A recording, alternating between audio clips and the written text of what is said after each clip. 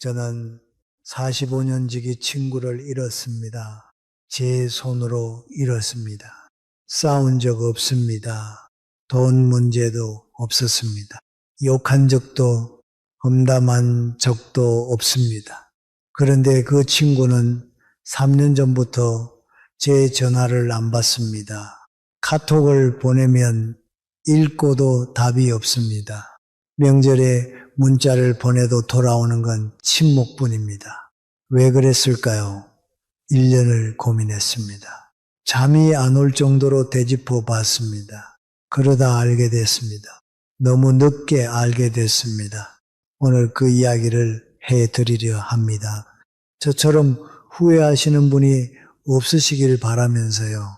여러분 안녕하십니까? 오늘은 조금 무거운 이야기로 시작하게 됐습니다. 하지만 끝까지 들어주십시오. 오늘 이 영상을 끝까지 보시지 않으면 여러분도 저처럼 평생 친구를 잃을 수 있습니다. 돌이킬 수 없는 후회를 하실 수 있습니다. 50년 넘게 함께한 친구가 어느 날 갑자기 연락을 끊을 수 있습니다. 그러니 제발 끝까지 봐주십시오.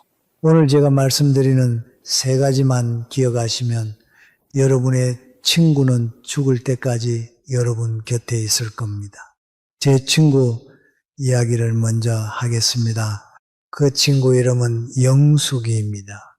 중학교 2학년 때 처음 만났습니다. 짝꿍이었거든요. 키 순서로 앉았는데 둘 다 키가 작아서 앞자리였습니다.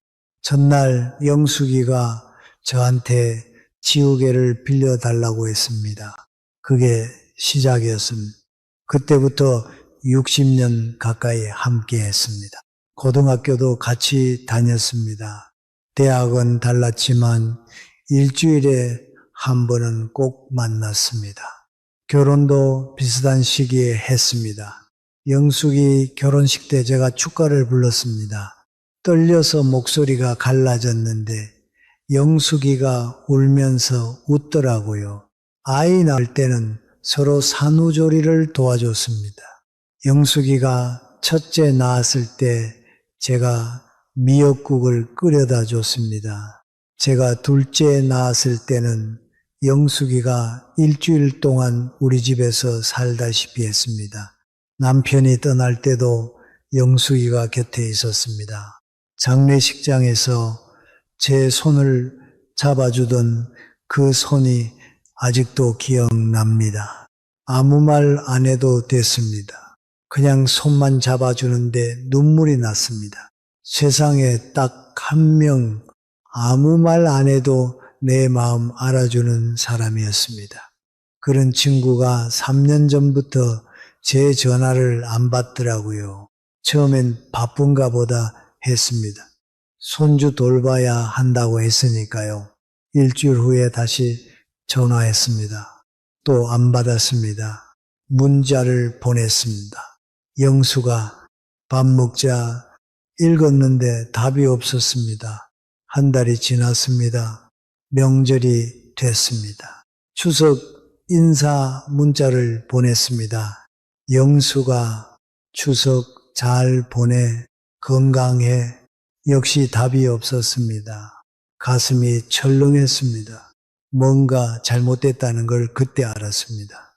혹시 지금 이 영상 보시면서 문득 떠오르는 얼굴이 있으십니까? 요즘 왠지 연락이 뜸해진 친구 말입니다. 만나도 예전 같지 않은 친구요. 전화해야지 하면서 자꾸 미루게 되는 그 사람이요. 웃긴 건 왜 연락이 뜸해졌는지 이유를 모른다는 겁니다. 싸운 것도 아닌데, 무슨 일이 있었던 것도 아닌데, 그냥 어느 순간부터 멀어진 겁니다. 그 친구가 떠오르셨다면 오늘 영상 끝까지 보십시오. 아직 늦지 않았을 수도 있습니다. 저는 늦었지만 여러분은 아닐 수도 있습니다. 하버드 대학교에서 85년 동안 진행한 연구가 있습니다. 1938년부터 시작해서 지금까지요. 724명의 인생을 추적한 인류 역사상 가장 긴 행복 연구입니다. 부자도 있었고 가난한 사람도 있었습니다. 대통령이 된 사람도 있었고 알코올 중독자가 된 사람도 있었습니다. 성공한 사람도 있었고 실패한 사람도 있었습니다. 연구진은 이 사람들을 85년 동안 추적하면서 하나를 알고 싶었습니다. 도대체 뭐가 사람을 행복하게 만드는가? 85년 후 연구진이 내린 결론은 단 한 줄이었습니다. 좋은 관계가 우리를 더 건강하고 행복하게 만든다는 것이었습니다. 돈이 아니었습니다. 아무리 부자여도 외로운 사람은 불행했습니다. 명예가 아니었습니다. 아무리 높은 자리에 올라가도 믿을 사람이 없으면 허무했습니다. 심지어 건강도 아니었습니다. 50세에 가장 행복했던 사람들의 공통점은 80세에 가장 건강한 노인이 되었다는 거였더라고요. 그 비결은 단 하나였습니다. 믿을 수 있는 사람이 곁에 있었다는 것이었습니다. 배우자일 수도 있고 가족일 수도 있고 친구일 수도 있습니다. 중요한 건 힘들 때 기댈 수 있는 사람이 있느냐 없느냐였습니다. 그런데 말입니다. 같은 연구에서 더 충격적인 결과가 있었습니다. 50대에 가장 많은 친구가 있던 사람이 70대에 가장 외로운 노인이 된 경우가 있었거든요. 친구가 많았는데 왜 외로워졌을까요? 친구들이 다 떠났기 때문입니다. 죽어서 떠난 게 아닙니다. 살아있는데 떠난 겁니다.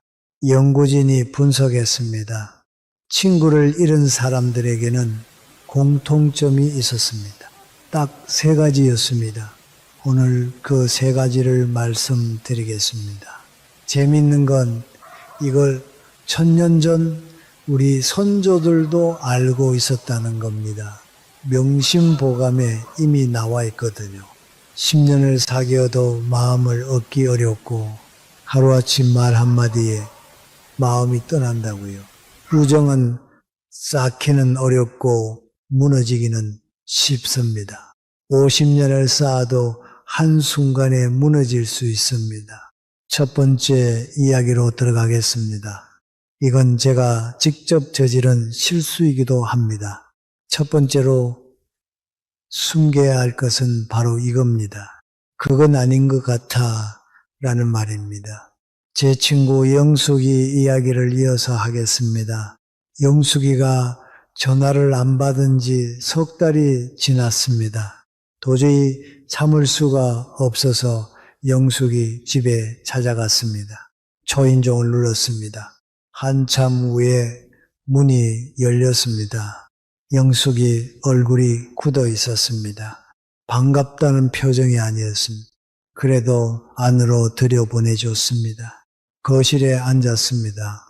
어색한 침묵이 흘렀습니다. 제가 먼저 입을 열었습니다.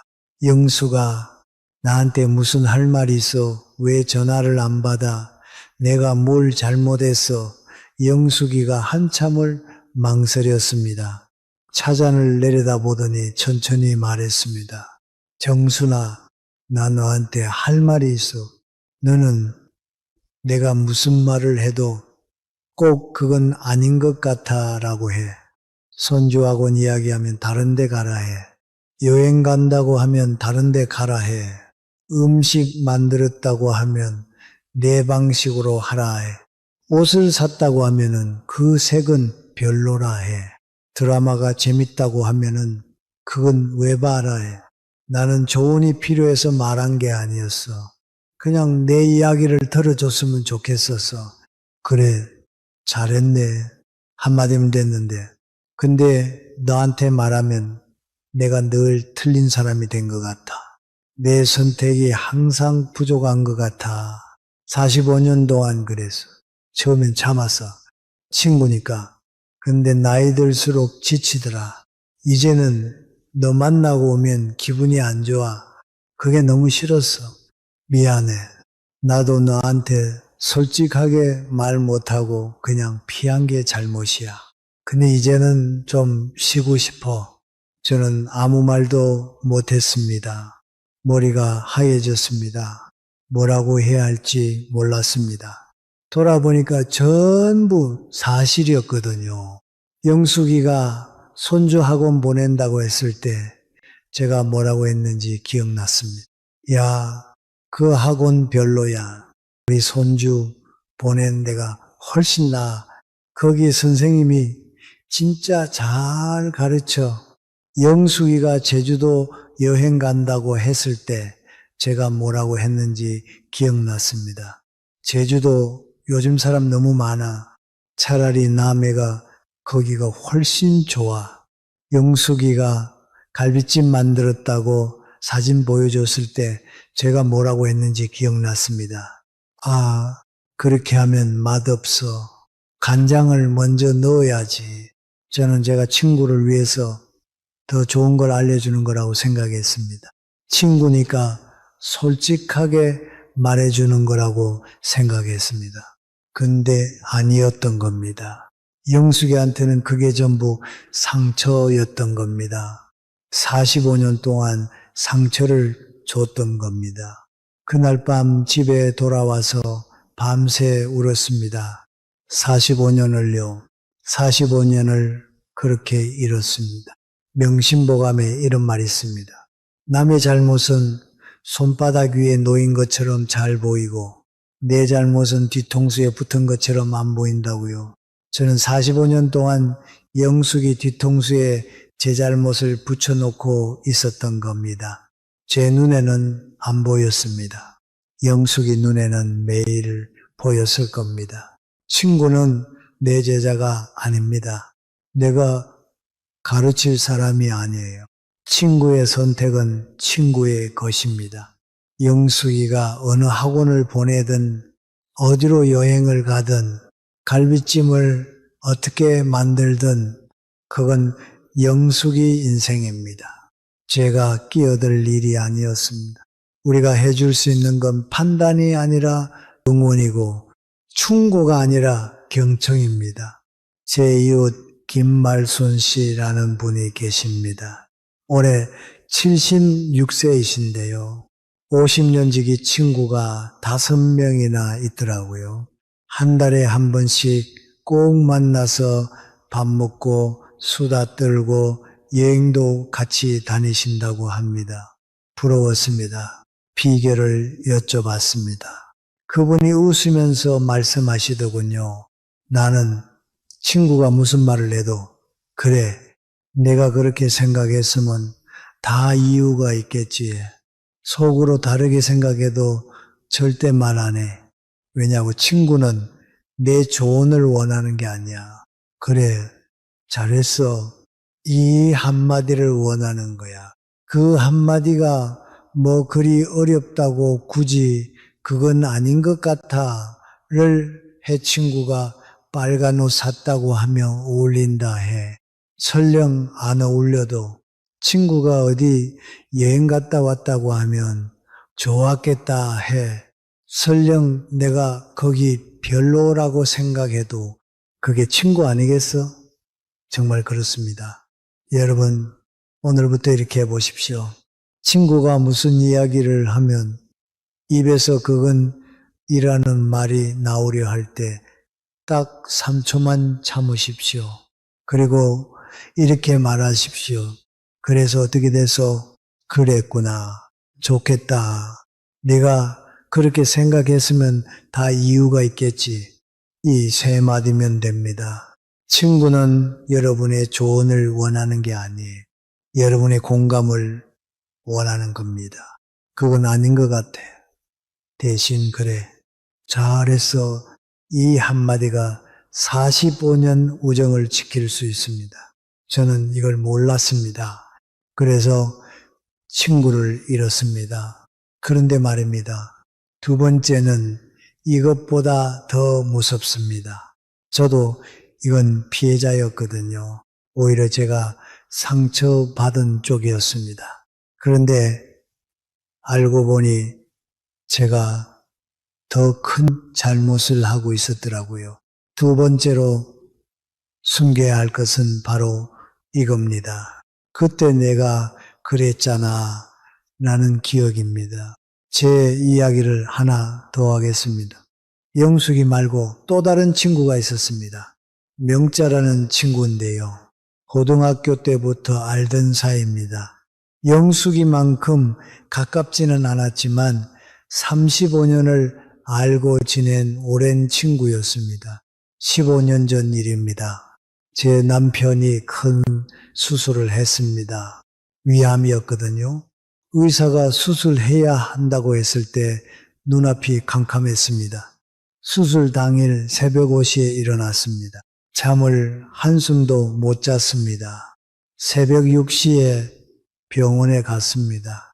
남편을 수술실에 넣고 복도에 앉았습니다. 8시간 수술이었습니다.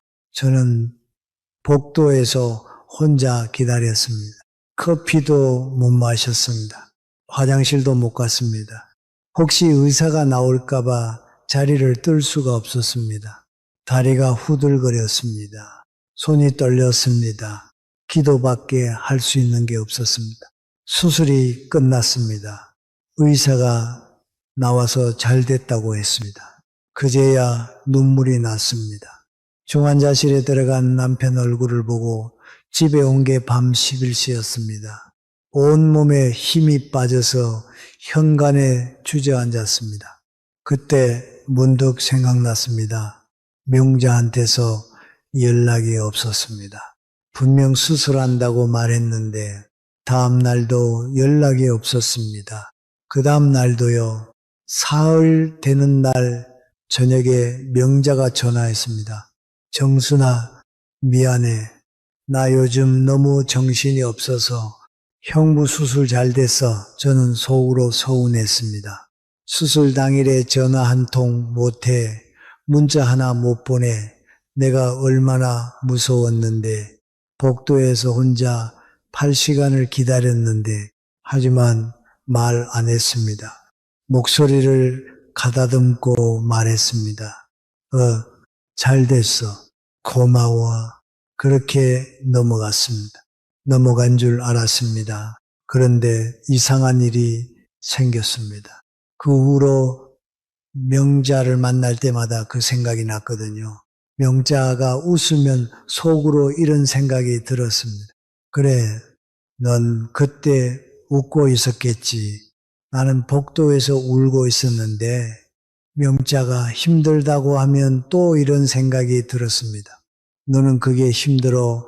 나는 남편 수술할 때 혼자였는데 명자가 무슨 부탁을 하면 이런 생각이 들었습니다. 그때 나한테는 전화 한 통 못 하더니 입 밖에 내진 않았습니다. 적어도 처음에는요. 하지만 마음속에서 계속 꺼냈습니다. 곱씹었습니다. 생각할수록 서운했습니다. 생각할수록 화가 났습니다. 그러다 보니 조금씩 말로 나오기 시작했습니다. 1년에 한두 번씩 슬쩍 그 이야기를 했습니다. 그때 내가 알아서 얼마나 힘들었는지 알아. 형부 수술 때 네가 늦게 와서 내가 얼마나 서운했는지 알아. 명자는 처음엔 미안해했습니다. 그때 정말 미안했어. 내가 잘못했어. 두 번째도 미안해했습니다. 세 번째도요. 네 번째도 다섯 번째도 미안해했습니다. 만날 때마다 고개를 숙였습니다. 그런데 10번째쯤 됐을 때 명자 표정이 달라졌습니다. 더 이상 미안해하는 표정이 아니었습니다. 지친 표정이었습니다. 명자가 차잔을 내려놓고 말했습니다. 정순아, 나 벌써 10번도 넘게 사과했어. 그때 내가 잘못한 거 맞아. 근데 이제 그만하면 안 될까? 나도 이유가 있었어. 그때 우리 시어머니가 갑자기 쓰러지셔서 병원에 있었거든. 구급차 타고 응급실 가고 중환자실 들어가고 정신이 하나도 없었어. 말 안 한 건 너한테 부담 주기 싫어서였어. 너도 힘든데 내 이야기까지 하면 어쩌나 싶었어. 근데 너는 15년 동안 그 이야기만 하잖아. 만날 때마다 그 이야기야. 너 만나는 게 무서워졌어. 그날 이후로 명자와 멀어졌습니다. 연락이 뜸해졌습니다. 명절 문자도 형식적으로 바뀌었습니다. 1년에 한 번 볼까 말까 하는 사이가 됐습니다. 여러분, 저는 15년 동안 피해자인 줄 알았습니다. 서운함을 참아준 착한 사람인 줄 알았습니다. 그런데 아니었어요. 저는 15년 동안 명자의 가슴에 못을 박고 있었던 겁니다. 한번 받고 빼고 또 받고 빼고 같은 자리에 계속 박았던 겁니다. 용서한다고 하면서 용서하지 않은 거였습니다. 잊었다고 하면서 잊지 않은 거였습니다. 명자가 떠난 게 아닙니다.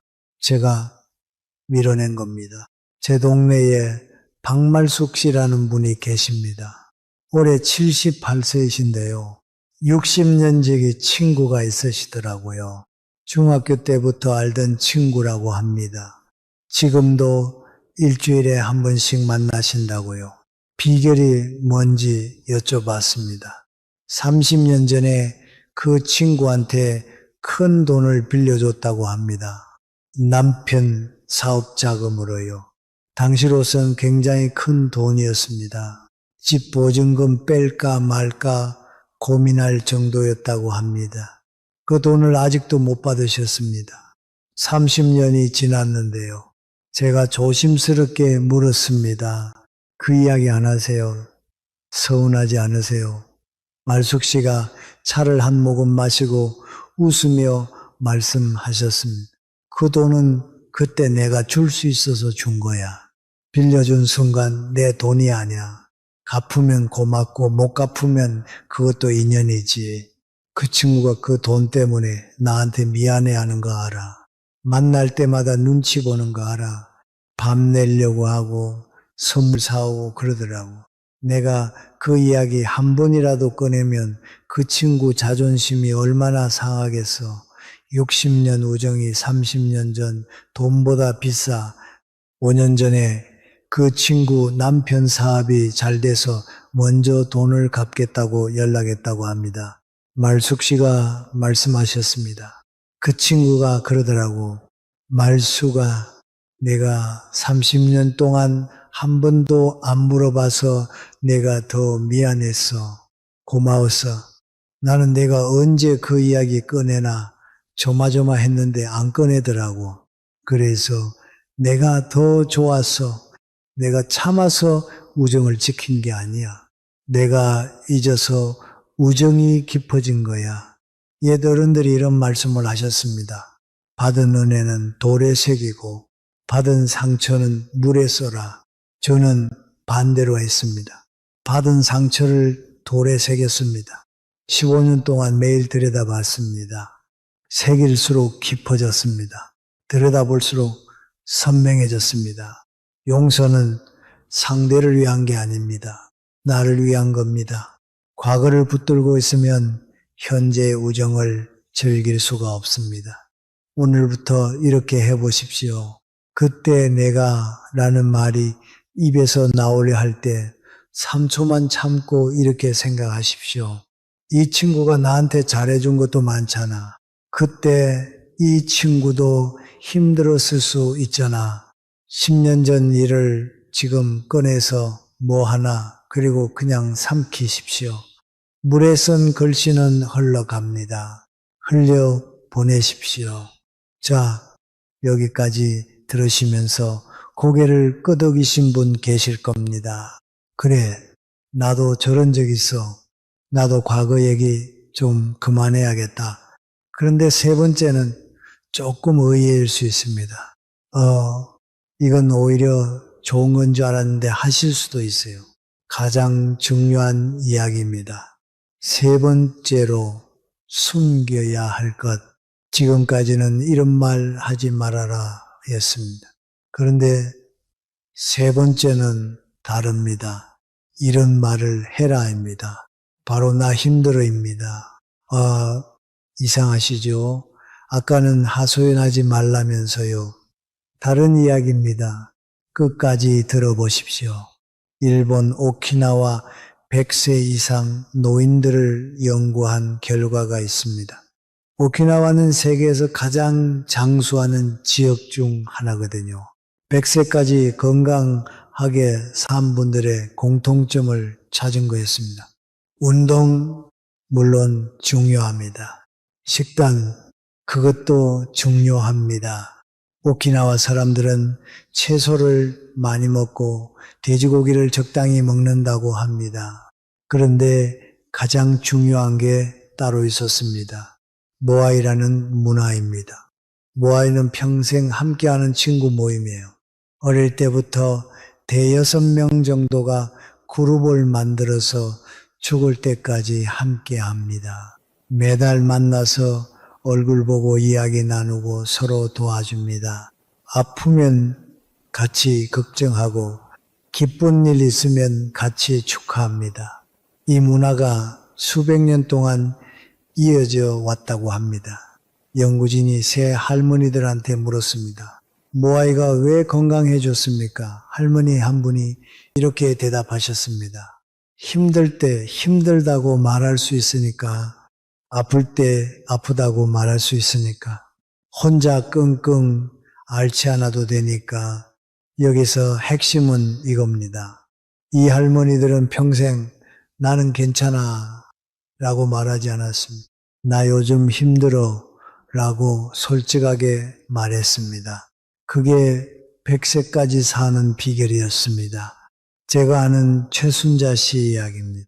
올해 73세이신데요.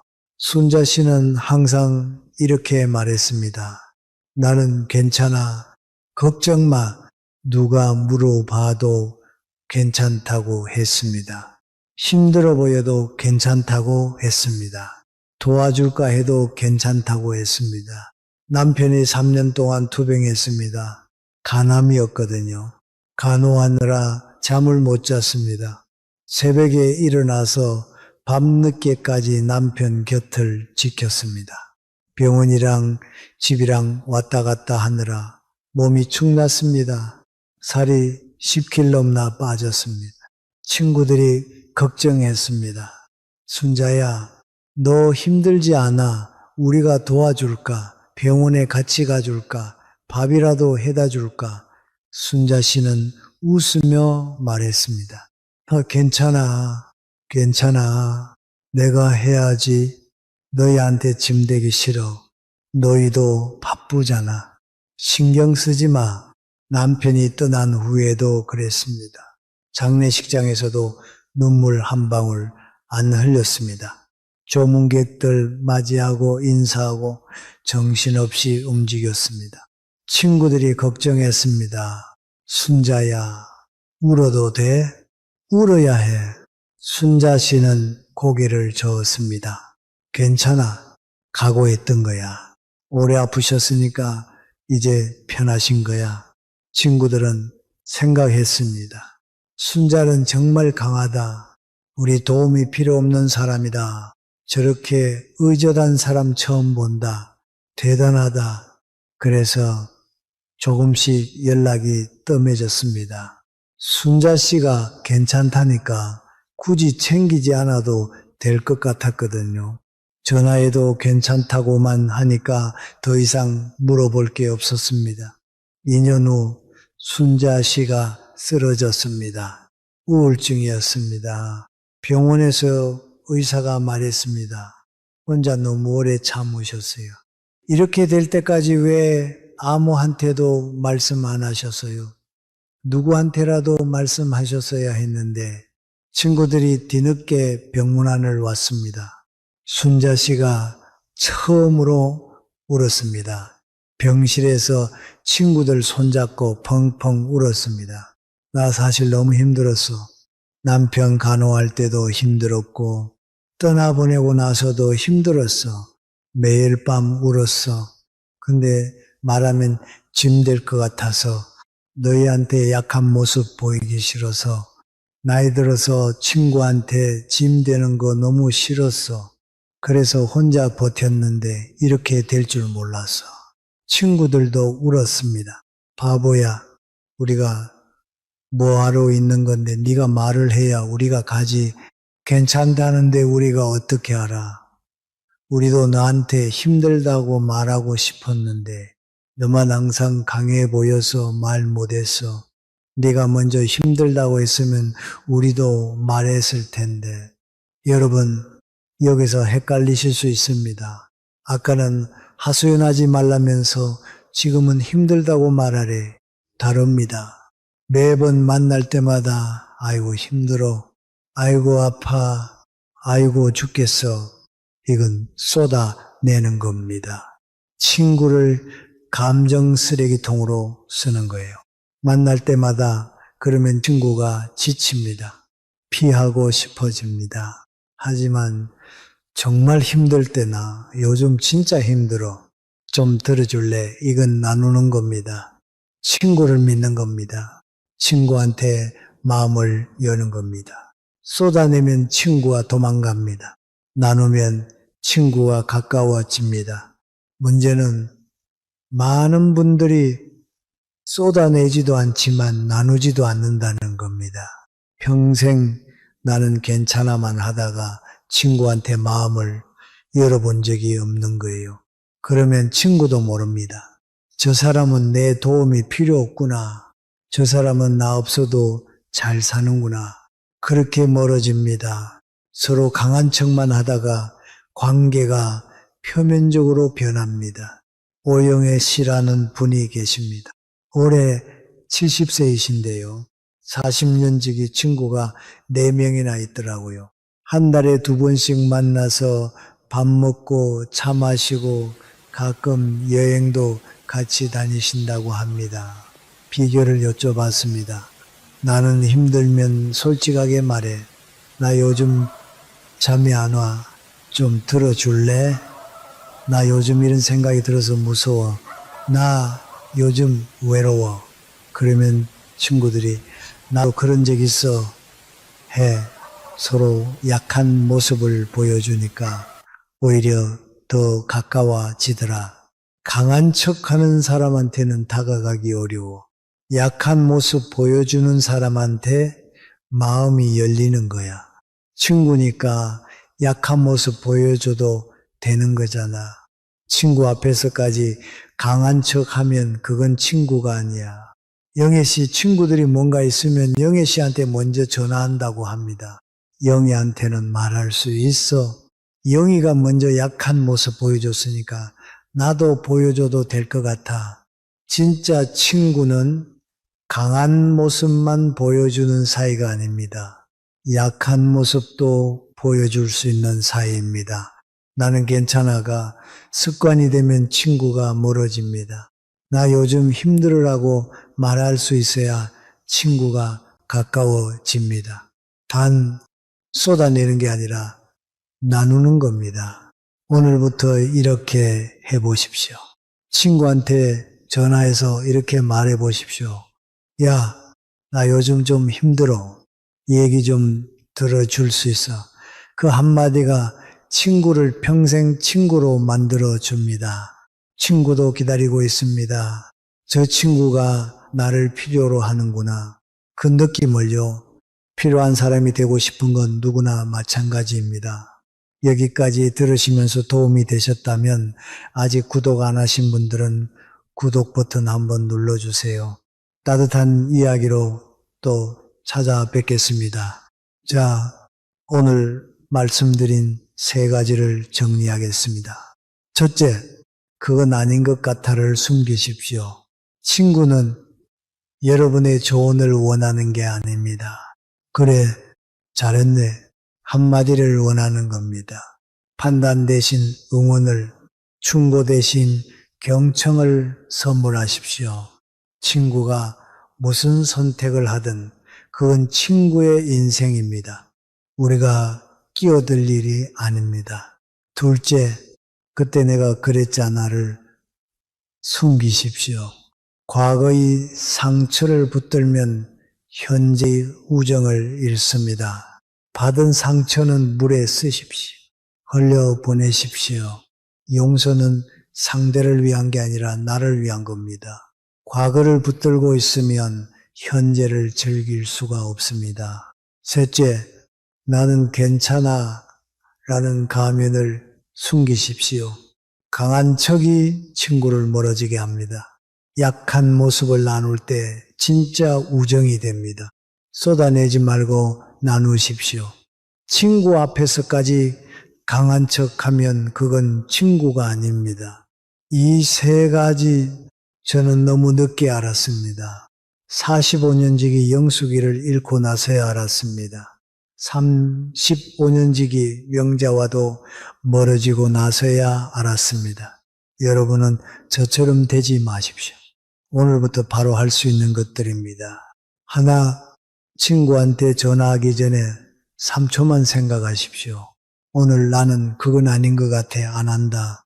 둘, 친구 만나러 가기 전에 다짐하십시오. 오늘 나는 10년 전 이야기 안 꺼낸다. 셋, 친구한테 솔직하게 말해 보십시오. 나 요즘 좀 힘들어. 들어줄 수 있어. 이 세 가지 어렵지 않습니다. 그리고 매일 밤 자기 전에 잠깐 생각해 보십시오. 오늘 나는 친구한테 좋은 사람이었을까? 오늘 나는 친구를 편하게 해줬을까? 오늘 나는 친구에게 상처 주지 않았을까? 이 습관이 여러분의 우정을 지켜줍니다. 마지막으로 제가 영숙이한테 쓴 편지를 읽어드리겠습니다. 아직 보내지 못한 편지입니다.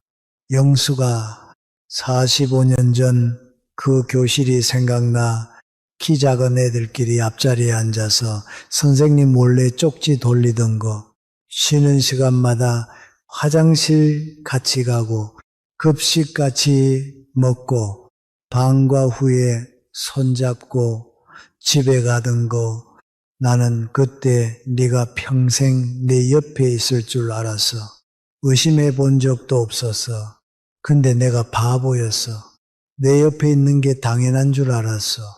네가 그건 아닌 것 같아 듣기 싫었을 때, 네가 내 과거 이야기 지겨웠을 때, 네가 나한테 힘들다고 말하고 싶었을 때 나는 몰랐어. 아니, 알면서도 모른 척 했는지도 몰라. 미안해. 정말 미안해. 내가 잘못했어. 늦었지만 이제 알았어. 언젠가 이 편지 보내게 되면 네가 읽어줬으면 좋겠어. 그리고 가능하다면 다시 한 번만 내 전화 받아줬으면 좋겠어. 한 번만 기회를 줬으면 좋겠어. 너의 친구 정순이가, 여러분 혹시 지금 떠오르는 친구가 있으십니까? 요즘 연락이 뜸해진 친구요. 왠지 어색해진 친구요. 전화해야지 하면서 미루고 있는 친구요. 늦지 않았습니다. 저는 늦었지만 여러분은 아닙니다. 지금 바로 전화하십시오. 야, 그냥 목소리 듣고 싶어서 그 한마디면 됩니다. 그 한마디가 40년 우정을 살릴 수 있습니다. 50년 우정을 지킬 수 있습니다. 명심보감, 마지막에 이런 말이 있습니다. 늙어서 벗이 곁에 있으면 그것이 곧 복이다. 재산도 복이고 건강도 복이지만은 늙어서 진짜 복은 친구입니다. 힘들 때 전화할 수 있는 사람이 있다는 것, 웃을 때 같이 웃어줄 사람이 있다는 것, 그게 진짜 복입니다. 여러분 모두 그 복을 누리시길 바랍니다. 오늘도 끝까지 함께 해주셔서 진심으로 감사드립니다. 여러분의 우정이 오래오래 빛나시길 바랍니다.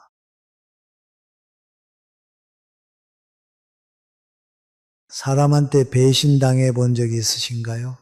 가족, 친구, 직장 동료 믿었는데 등을 돌리는 순간을 겪어보면 정말 정신이 멍해집니다. 설마 저 사람이 믿기지도 않고 내가 사람을 그렇게 몰랐다는 사실에 더 큰 충격이 옵니다. 우리는 사람 보는 눈이 있다고 생각합니다. 말을 예쁘게 하는 사람을 보면 저 사람 참 괜찮고 느끼죠. 겉으로 친절하면 그래도 사람 됐다고 생각합니다.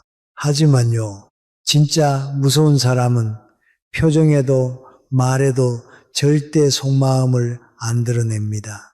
오히려 더 잘 웃고 더 따뜻하게 굽니다. 그래서 더 속기 쉽습니다.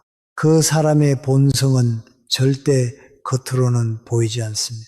아주 작고 사소한 행동 속에서만 살짝 드러납니다. 오늘 영상에서는 딱 이 모습 보이면 절대 가까이 두면 안 되는 사람의 본성을 알려드리겠습니다. 혹시라도 지금 마음속에 떠오르는 사람이 있다면 그 감정 절대 무시하지 마세요. 주제가 마음에 드신다면 구독과 좋아요 눌러주세요. 여러분의 마음을 안아주는 좋은 콘텐츠로 보답하겠습니다. 사람은요, 생각보다 겉모습에 쉽게 속습니다. 말투가 부드럽고 표정이 친절하면 저 사람은 나쁜 사람일 리 없어 라고 믿어버리지요. 하지만 심리학에서는 첫인상은 편견의 또 다른 이름일 수 있다고 말합니다. 우리는 상대의 외적인 이미지나 말솜씨에 집중하고 그 사람이 어떤 상황에서 어떤 선택을 하는지는 잘 보지 않습니다. 또 하나, 우리는 좋은 사람이고 싶다는 마음 때문에 상대를 쉽게 믿고 의심하는 걸 죄책감으로 느끼기도 합니다. 설마 저 사람이 그럴 리 없어. 나한테 저렇게 잘해주는데 이런 생각이 진실을 못 보게 만듭니다. 그리고 더 무서운 건요. 사람은 자기가 틀렸다는 걸 인정하고 싶어 하지 않습니다. 그래서 마음 한구석에 이상하다는 느낌이 들어도 내가 오해했네 보다 하고 덮고 넘어가죠. 하지만 결국 시간이 지나면 그 사람의 진짜 얼굴이 드러납니다. 그리고 우리는 말하게 되죠. 내가 왜 그때 그걸 못 봤을까? 그렇다면 이제는 사람을 잘 보는 법을 배워야 할 때입니다. 겉말이 아닌 읽는 법, 그 첫걸음은 본성은 언제 드러나는가를 아는 것입니다. 사람의 본성은 절대 좋은 날, 좋은 말 속에서 드러나지 않습니다. 기분 좋을 때는 누구나 친절할 수 있고 원하는 걸 얻기 전까지는 누구나 착한 척 할 수 있습니다. 진짜는 이것들이 있을 때 그제야 본심이 고개를 듭니다. 심리학자들은 이렇게 말합니다. 사람은 감정이 흔들릴 때 통제가 사라진다. 즉, 아무리 겉으로 포장을 잘해도 불편한 상황, 당황스러운 순간, 그리고 작은 스트레스가 쌓이면 속에 있던 진짜 성격이 스며나옵니다. 본성은 말로 포장된 이미지가 아니라 사소한 반응 속에서 드러납니다. 억울할 때, 손해볼 때, 인정받지 못할 때 그때 나오는 말투, 표정, 태도, 그게 바로 그 사람의 본입니다. 첫 번째, 작은 권한에 취하는 사람. 어떤 사람에게 작은 권한 하나만 줘보세요. 회의를 진행해 보라든지 단체 톡방에서 공지 하나 올려보라고 하든지 그 작은 역할을 맡은 순간부터 말투가 달라지고 사람이 바뀝니다. 이제부터 내가 조율할게요. 다 나한테 확인하고 해요. 그건 내 허락 없이 안 됩니다. 그전까지는 별말 없던 사람이 갑자기 자기가 리더인 양 말하기 시작합니다. 겉은 예의 바른 척 하는데 속은 이미 권력 놀이에 빠져 있는 겁니다. 근데요, 이게 웃긴 게 아니에요.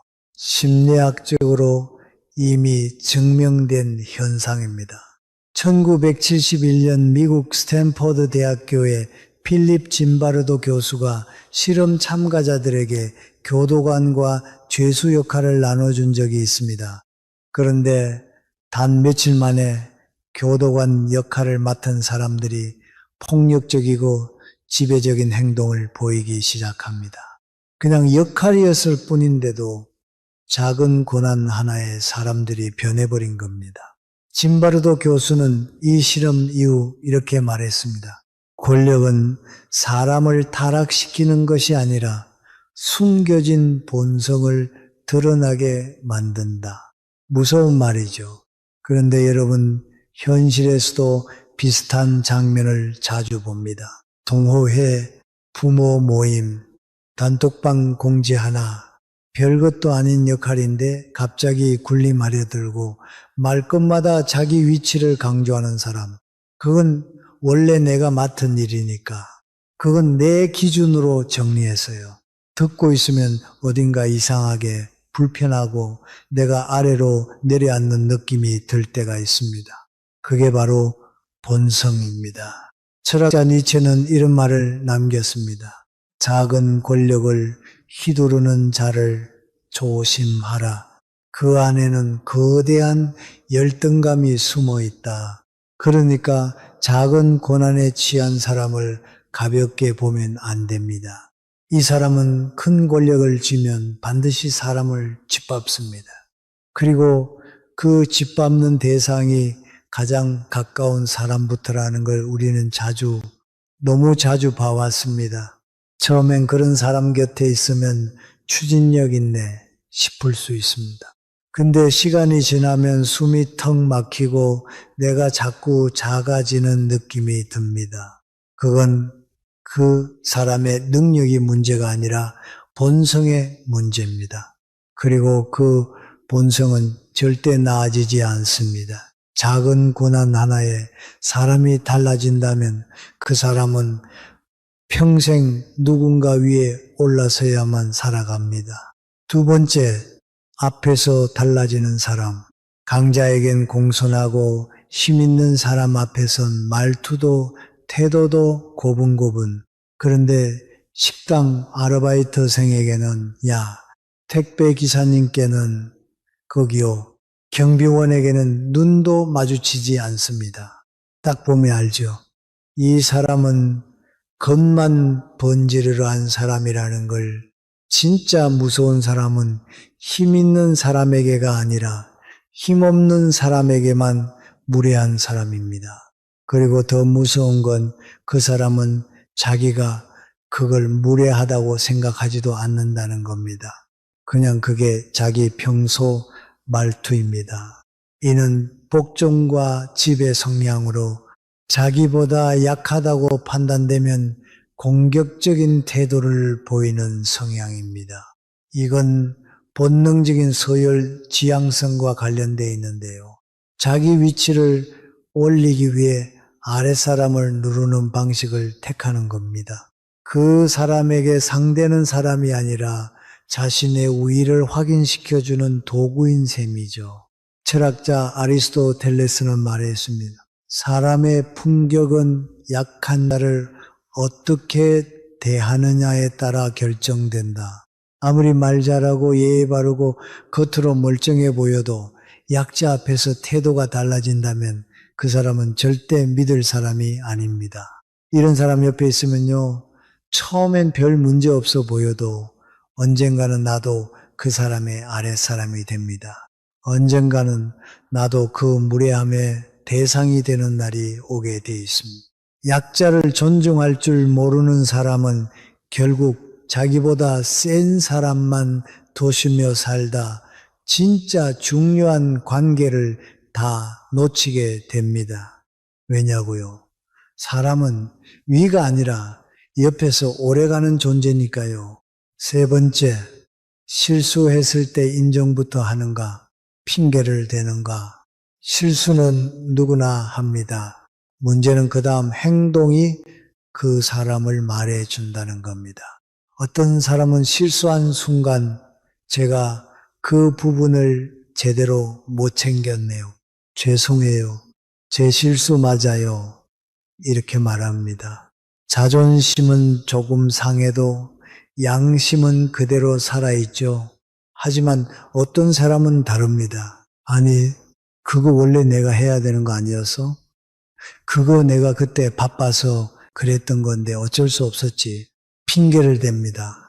상황 탓, 남 탓, 타이밍 탓, 온갖 탓 시리즈가 줄줄이 나옵니다. 그러다 보면은 결국 나는 잘못 없어로 끝이 나죠.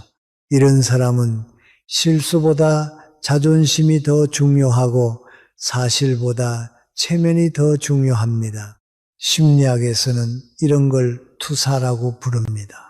자신의 잘못이나 부족함을 인정하지 못하고 그걸 타인에게 떠넘기는 심리적 방어 기제입니다.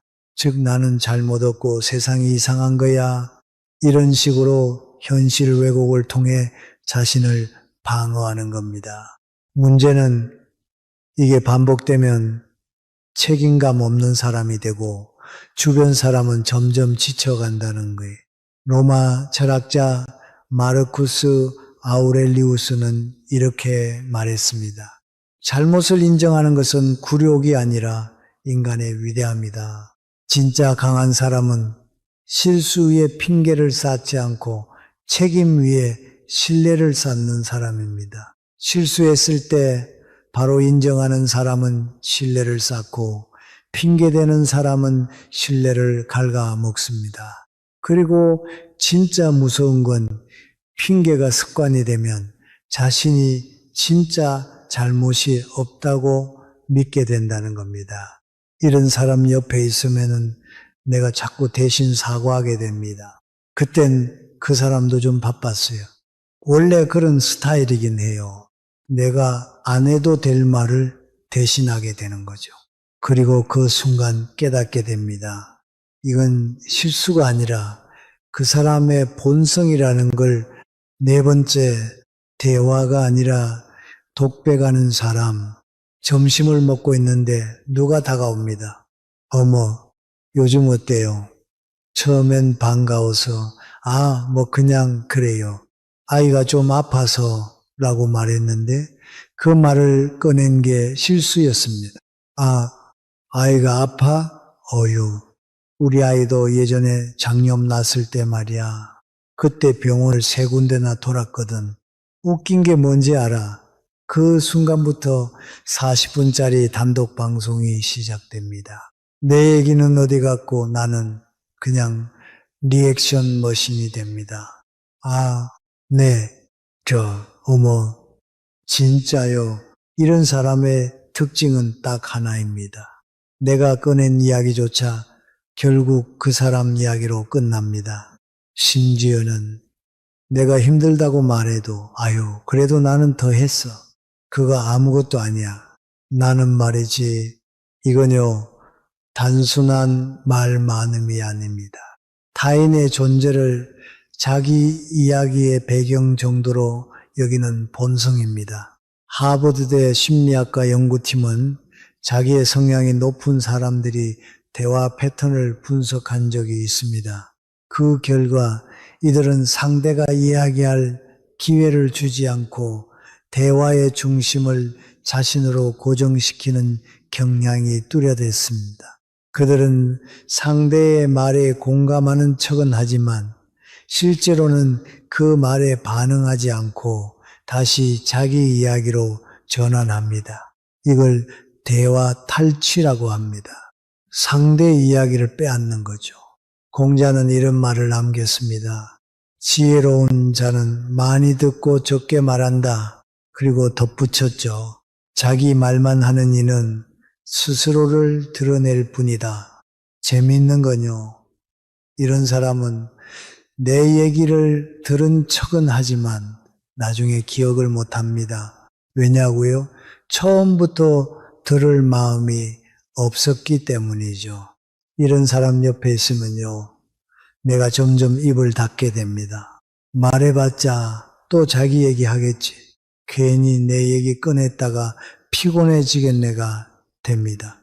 자기 얘기만 하는 사람, 그 사람의 관심은 나에게 있는 게 아니라 자기 목소리를 들어주는 관객이 필요한 겁니다. 그리고 여러분, 내 삶은 누군가의 청중으로 있기엔 너무 귀중합니다. 다섯 번째, 타인의 비밀을 쉽게 말하는 사람. 아, 그 얘기 아직 모르는구나. 내가 살짝 말해줄게. 이건 진짜 아무한테도 말하면 안 돼. 나만 들은 거야. 그렇게 시작된 이야기는 다음 날엔 이미 옆 동네까지 퍼져 있습니다. 이런 사람은 남 얘기를 정보라고 부릅니다. 그리고 그 정보를 가지고 자기가 뭔가 우위에 있다는 착각을 하죠. 말 것마다. 근데 이건 진짜 말하면 안 되는 건데, 아는 사람만 아는 건데, 입으로는 조심조심 말하면서 실제로는 제일 많이 퍼뜨리는 사람, 이 사람의 본성은 단순한 수다쟁이가 아닙니다. 신뢰라는 걸 가볍게 여기는 사람, 그리고 정보를 흘림으로써 우월감을 느끼려는 사람입니다. 심리학에서는 이런 사람들의 행동을 정보 권력의 행사라고 부릅니다. 즉, 내가 아는 정보가 너보다 많아 나는 더 위에 있어 이 감정을 느끼기 위해 남의 이야기를 흘리는 겁니다. 이런 사람의 심리 깊숙한 곳엔 불안정한 자기애가 자리 잡고 있습니다. 자신이 특별하다는 걸 증명하고 싶지만 실제로는 내세울 게 별로 없기 때문에 정보를 가진 사람처럼 행동해서 존재감을 세우는 거죠. 그런데 여러분, 생각해 보세요. 그 사람이 누군가의 비밀을 아무렇지도 않게 나한테 말했다는 건 내 얘기도 다른 사람에게 똑같이 말할 수 있다는 뜻입니다. 탈무드에는 이런 말이 있습니다. 비밀을 쉽게 말하는 자는 진실도 쉽게 왜곡한다. 입이 가벼운 사람은 단순히 말이 많은 게 아니라 관계의 경계선을 넘나드는 걸 즐기는 사람입니다. 이런 사람 옆에 있으면요, 자꾸 말을 고르게 됩니다. 무슨 얘기를 해도 혹시 이 얘기도 나중에 퍼지는 건 아닐까 늘 조심하게 되고 결국 진짜 마음을 숨기게 됩니다. 신뢰는 아껴야 깊어지고 무겁게 다루는 사람과 함께 할 때 오래 갑니다. 타인의 비밀을 쉽게 말하는 사람은 언젠가 내 등에 칼을 꽂는 사람입니다. 여섯 번째, 화가 날 때 어떻게 표출하는가? 사람은 누구나 화가 납니다. 중요한 건 화를 참느냐가 아니라 화를 어떻게 다루느냐입니다. 어떤 사람은 화를 못 참고 물건을 던지고 소리를 지릅니다. 말끝마다 짜증을 실어서 상대를 찍어 누르려 하죠. 또 어떤 사람은 아무 말도 하지 않습니다. 말 대신 침묵, 대답 없이 무시하고 얼음장 같은 분위기로 상대를 질식시킵니다. 그런데 여러분이 두 사람의 공통점이 뭔지 아세요?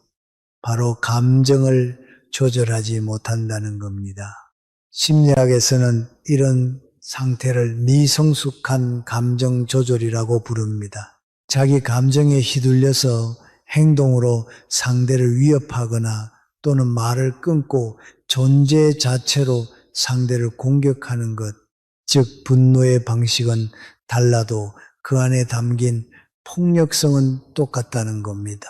실제로 감정을 격하게 분출하는 사람보다 아무 말 없이 조용히 분노를 표현하는 사람이 주변에 훨씬 더 오래 깊은 상처를 남긴다는 심리 실험 결과도 있습니다. 왜냐고요? 소리 없는 분노는 상대의 죄책감과 불안감을 자극하기 때문입니다. 철학자 플라톤은 이렇게 말했습니다. 화났을 때 어떻게 말을 하는가를 보면은 그 사람의 수준을 알 수 있다.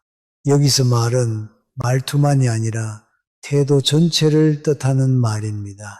화를 참는 것도 능력이지만 화를 다루는 방식은 인격의 깊이입니다. 화를 못 이겨서 감정에 휘둘리는 사람, 그리고 침묵으로 상대를 밀어내는 사람, 그 둘 다 결국 관계를 상처내고 망가뜨립니다. 진짜 괜찮은 사람은 화를 내기 전에 자신의 감정을 먼저 바라보고 화를 낼 때조차 상대를 지키는 태도를 잃지 않습니다. 감정이 고조됐을 때 드러나는 모습이 곧 그 사람의 진짜 얼굴입니다. 7번째, 거절 한 번에 돌변하는 사람. 처음엔 참 친절합니다. 말도 곱고 말투도 부드럽고 뭔가 정 많은 사람 같기도 합니다. 그런데요, 한번 딱 한 부탁을 거절해 보세요. 그 사람 눈빛부터 달라집니다. 아, 그래, 알겠어. 겉으로는 그런데 그 뒤로 연락이 끊기거나 대화 분위기가 확 달라집니다. 갑자기 뾰로통해지고 평소에 하던 농담조차 차갑게 받아들입니다. 됐어. 여러분 바쁘다며. 괜찮아. 내가 알아서 하지 뭐. 말은 괜찮다고 해놓고 온몸으로 안 괜찮다고 신호를 보내는 사람, 그건 상처받은 게 아니라 계산이 어긋난 겁니다. 이런 사람은요, 처음부터 호의로 다가온 게 아닙니다. 제가 여러분께 잘해줬으니까 여러분도 제 부탁을 들어줘야 한다는 그의 마음이 깔려있던 겁니다. 심리학에서는 이를 조건적 호의라고 합니다. 관계를 끊어버리는 사람들. 이들은 호의가 아니라 투자를 한 겁니다. 그리고 수익이 안 나면 바로 관계를 청산합니다. 실제로 미국 심리학자 존 바이가 진행한 실험에 따르면 사람들은 한 번의 거절만으로 상대를 이기적이다, 믿을 수 없다고 평가하며 관계를 끊으려는 경향을 보였습니다. 더 놀라운 건 그전까지 받았던 호의조차 다 한 거였어 라며 깎아내린다는 사실. 이게 바로 조건적 친절의 실체입니다. 이런 유형의 사람 옆에 있으면요, 늘 조심하게 됩니다. 이번엔 또 뭘 기대할까? 혹시 제가 실망시킨 건 아닐까? 아니에요. 실망시킨 게 아니라 그 사람이 기대한 이익을 주지 못한 것뿐입니다. 프랑스 철학자 장폴 사르트르는 이렇게 말했습니다. 진짜 인간관계는 상대를 수단이 아니라 목적으로 대할 때만 가능하다. 그런데 이런 사람은 처음부터 나를 하나의 수단으로만 보고 있었던 겁니다. 부탁을 들어줄 때만 좋은 사람이고 거절하면 태도가 바뀌는 사람. 그건 감정 조절의 문제가 아니라 관계 자체가 목적이 아닌 사람입니다. 사람은요, 진짜 마음이 있는 사람 앞에서는 서운해도 표현을 조심합니다. 왜냐하면 관계를 잃고 싶지 않기 때문이죠. 하지만 이런 사람은 거절 하나에 돌변합니다. 그 순간 알아야 합니다. 그 사람에게 중요한 건 나라는 존재가 아니라 내가 줄 수 있는 이익이라는 걸. 8번째, 남 잘 되는 걸 못 견디는 사람. 겉으로는 축하해 줍니다. 우와, 진짜 대단하다. 성공했네. 그런데요, 눈빛이 안 웃고 있어요. 말은 웃는데 입꼬리는 올라갔는데 눈에서는 미세한 흔들림이 보입니다. 그 다음엔 꼭 이런 말을 덧붙이죠. 근데 그거 오래가진 않더라. 사실 그 분야는 원래 조문이야. 요즘은 다들 그 정도는 하잖아. 이런 사람 주변에 한 명쯤은 있죠. 질투는 감정이 아니라 본성에서 나옵니다. 특히 남이 잘 되는 걸 보면 자기가 초라해지는 사람, 그 사람은 절대 나는 나, 여러분은 여러분을 못합니다. 비교 없이는 존재 자체가 위태롭기 때문이죠. 심리학자 레온 페스팅거는 사회적 비교 이론을 통해 사람이 자신의 가치를 확인할 때 절대적인 기준이 아닌 타인과의 비교를 통해서 판단한다고 말했습니다. 그 중에서도 자기 확신이 부족한 사람일수록 주변 사람의 성공에 더 크게 흔들린다는 결과가 나왔습니다. 즉, 나보다 누군가가 잘 나가면 그건 곧 내가 뒤처졌다는 증거로 느껴지는 사람들, 바로 이들이 남의 성공에 진심으로 박수를 못 치는 이유입니다. 말은 축하한다고 하면서 자꾸 평가하고 자꾸 비교하고 자꾸 운이 좋았다고 말하는 사람, 그 사람의 입에는 감탄이 없고 경쟁만 남아 있습니다. 철학자 쇼펜하우어는 이렇게 말했습니다. 질투는 인간 본성 중 가장 솔직한 악이다. 이 말 너무 날카롭죠. 사람은 속일 수 있어도 질투는 참지 못한다는 겁니다. 질투는 누군가 앞서간다는 사실보다 자기 안에 결핍을 건드리는 감정입니다. 그래서 질투하는 사람은 남의 됨이 아니라 자신의 초라함에 화가 나 있는 거죠. 그 감정을 이겨내는 사람은 성장하고 그 감정에 사로잡히는 사람은 조용히 그러나 확실히 주변을 망가뜨립니다. 이런 사람 옆에 있으면요, 기쁜 일이 생겨도 제가 말조심을 하게 됩니다. 자랑도 못하고 소식도 조심스레 꺼내게 되죠. 왜냐고요? 진심으로 기뻐해 줄 사람이 아니라는 걸 이미 몸이 알고 있기 때문입니다. 남 잘 되는 걸 못 견디는 사람, 그 사람의 문제는 감정이 아니라 내면 깊숙이 자리 잡은 비교 중독입니다. 그리고 그 비교는 언젠가 반드시 나를 향해 칼을 세우게 됩니다. 9번째, 주는 척하지만 철저히 계산하는 사람 아니에요. 그냥 드리는 거예요. 이건 마음이에요. 부담 갖지 마세요. 처음엔 참 따뜻해 보입니다. 뭔가 챙겨주고 베풀고 도와주고 속으로 와 이런 사람이 다 있네 싶죠. 그런데요, 며칠 뒤 분위기가 달라집니다. 그때 제가 도와드린 거 기억하시죠? 제가 저번에 드린 거 생각하면 이번엔 제가 우선이지 않나요? 말은 안 해도 표정, 태도, 뉘앙스에서 빚졌다는 느낌을 은근히 심어줍니다. 그제야 알게 되죠. 이 사람은 진심이 아니라 청구서를 줬던 거구나.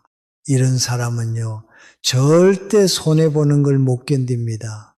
그런데 그걸 드러내진 않아요. 저는 여러분을 위해 이렇게까지 해줬다는 감정의 빚으로 압박하는 겁니다. 사회심리학자 로버트 치알디니는 사람이 가장 약해지는 순간 중 하나로 바로 이때를 꼽았습니다. 누군가의 호의에 비쳤다고 느낄 때 도움받은 건 고마운데 그게 꼭 마음 한쪽에 남죠. 아, 이거 나중에 돌려줘야 하는 거 아니야? 치알디니는 실험을 했습니다. 참가자들에게 작은 선물을 먼저 주고 그 다음에 작은 부탁을 했습니다. 그랬더니 무려 90% 이상이 부탁을 들어줬습니다.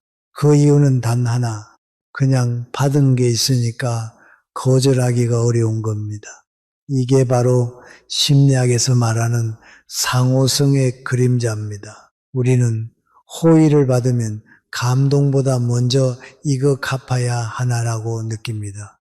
도움받은 기억은 감동보다 심리적 압박으로 더 강하게 남는다는 거죠.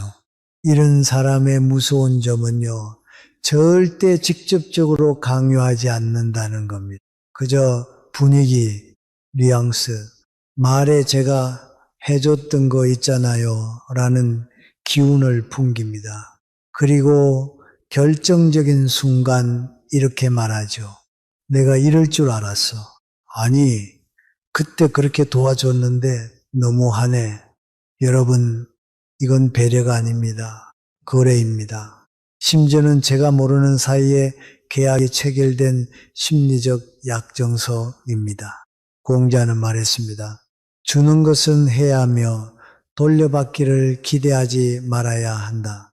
하지만 이 사람은 주는 순간부터 돌려받을 장면을 상상하고 있던 겁니다.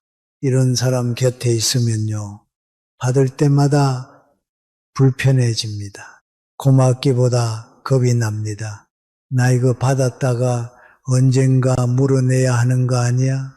괜히 받아서 관계가 더 무거워지면 어쩌지? 그래서 나중엔 도움이 필요해도 그 사람에게 손이 안 갑니다. 그리고 결국 관계는 멀어집니다.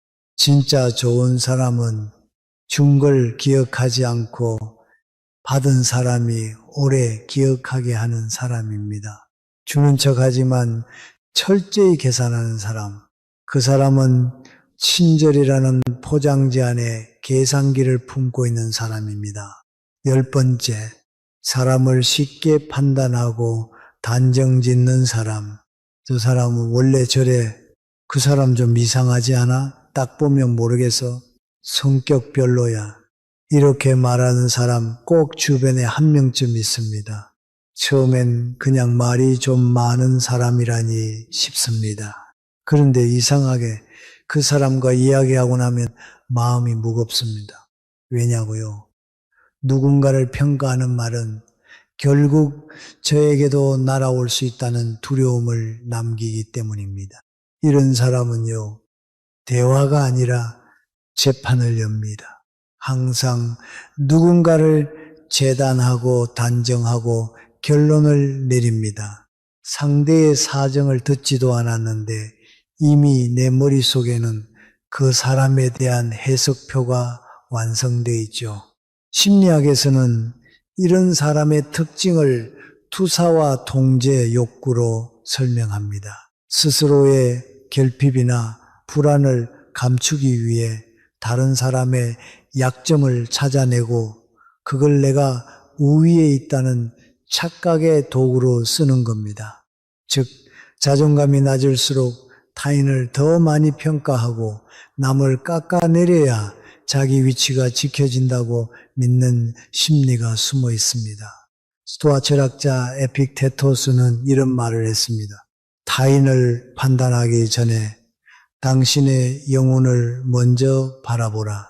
사람을 쉽게 판단하는 사람은요, 자기 마음을 볼 용기가 없기 때문에 남의 삶을 함부로 해석하려는 겁니다. 이런 사람 옆에 있으면 나도 모르게 불안해집니다. 내 말 괜히 저 사람한테 잘못 들린 거 아닐까?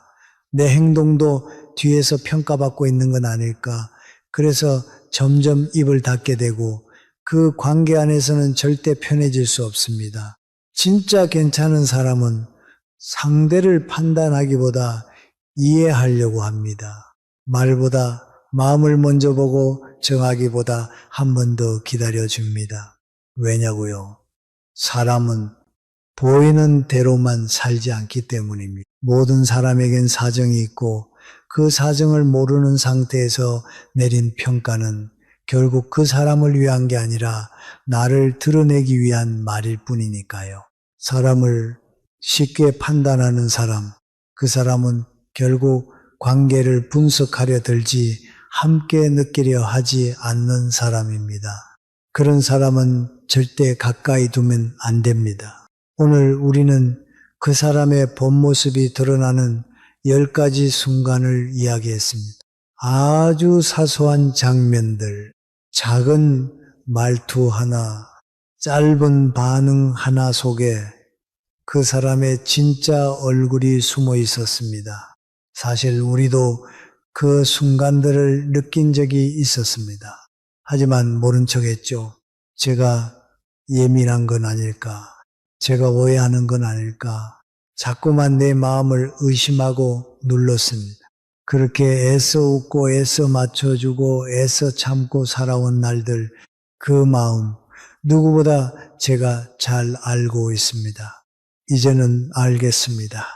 사람을 잘 본다는 건 상대를 판단하는 게 아니라 나를 아프게 하는 사람에게 아니오라고 말할 수 있는 용기라는 걸 이제는 괜찮습니다. 사람 때문에 무너졌던 마음, 이젠 사람으로부터 다시 지킬 차례입니다.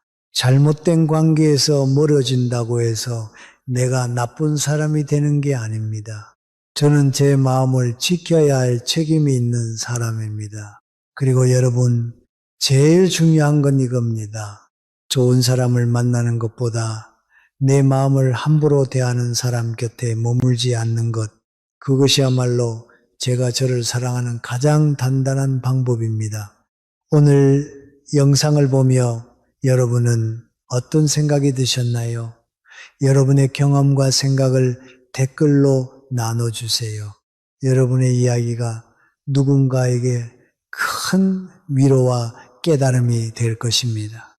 오늘 영상이 도움이 되셨다면 소중한 분들께 공유해 주시고 구독과 좋아요로 저를 응원해 주세요.